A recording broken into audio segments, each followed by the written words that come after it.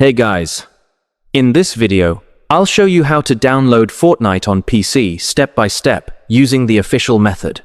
Fortnite is free to play, and I'll show you the safe way to install it.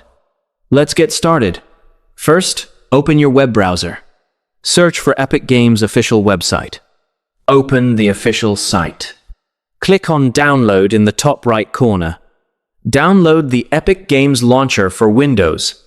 After downloading, open the downloaded file. Click Install. Wait for the installation to complete. Launch the Epic Games launcher. After installation, log in with your Epic Games account. If you don't have one, click Sign Up and create a free account. In the Epic Games launcher, click on the Store tab. Search for Fortnite, press Enter. Click on the game. Press in Library. Go to your library. Click Fortnite. Choose the install location and click the Install. And select the box and click the Accept and start downloading. After installation is complete, click Launch and start playing Fortnite.